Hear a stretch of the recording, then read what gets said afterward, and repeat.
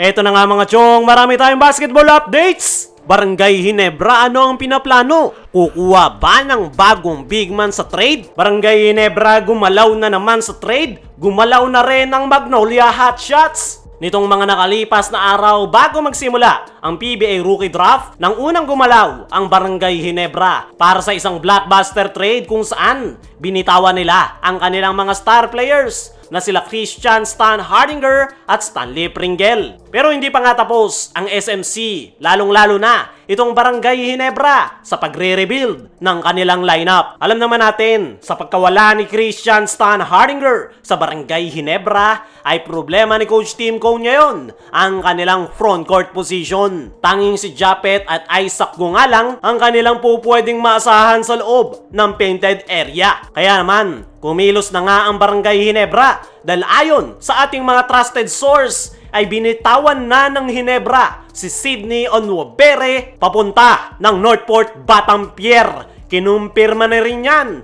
ng ABS-CBN News na sinasabing Sydney Onwabere is set to return to Northport after Ginebra trades him in exchange for Ben Adamos. Ayon nga dyan mga chong, ay itong si Ben Adamos ang magiging panibagong big man ng Barangay Ginebra. Kung matatandaan nyo mga chong, isa itong si Sydney Onwabere sa mga player ng Barangay Ginebra na hindi masaya. Nabanggit na nga natin nitong mga nakalipas na buwan na hindi masaya si Sydney Onwabere sa kanyang kupunan dahil hindi nga siya nakakakuha ng playing time under Coach Tim Cone. Matagal na ngang nagre-request ng trade itong si Sydney Onwabere at mukhang pinagbigyan na nga siya ngayon ng Ginebra management. Mukhang pinagbibigyan na ng Ginebra yung mga player na gustong umalis sa kanilang kupunan. Unang-una si Christian Stan Hardinger, ngayon naman itong si Sydney Onwabere. Para sa akin mga chong,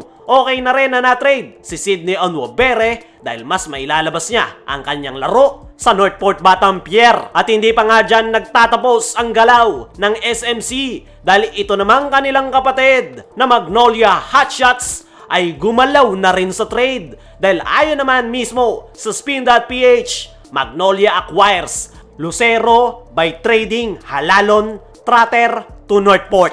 Ayon nga dyan mga chong, ay mukhang natuloy na talagang bitawan ng Magnolia Hotshots itong si Gio Halalon. Kung matatandaan nyo, ilang buwan na rin itong narurumor na bibitawan ng Magnolia Hotshots. At ngayong araw ay nangyari na nga ang pagkakatrade sa kanya ng mga manok. Para sa akin mga chong, jackpot at panalong-panalo ang Magnolia Hotshots sa pagkakakuha dito kay Xavier Lucero. Isa nga itong athletic forward at the same time, meron ding tira sa 3-point area.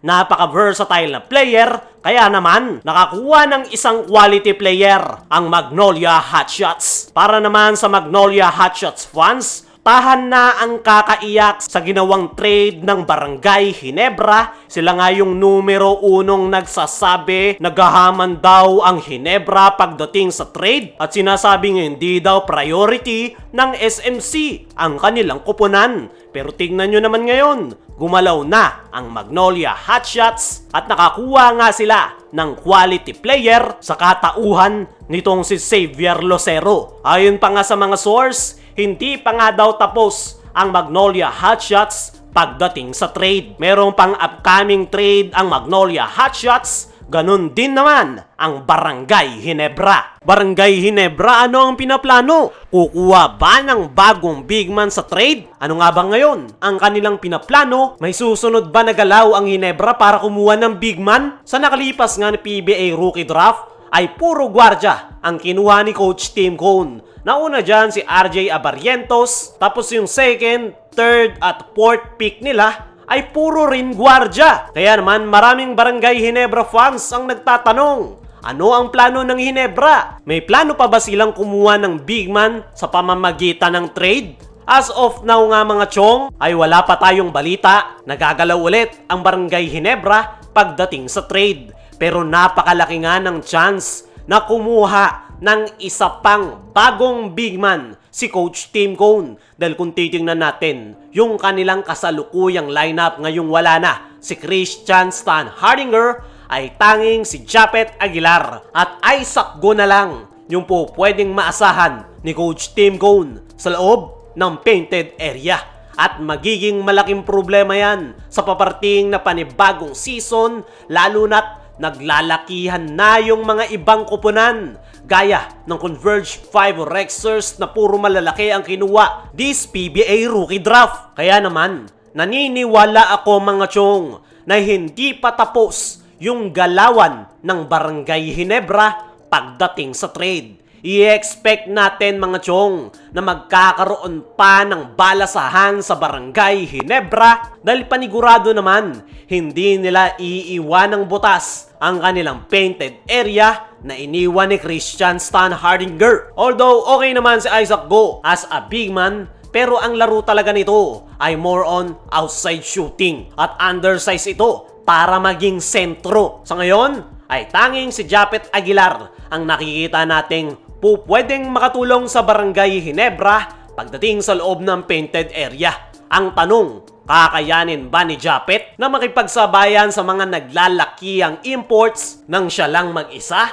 Panigurado, gagalaw talaga ang Barangay Ginebra para kumuha ng bagong big man.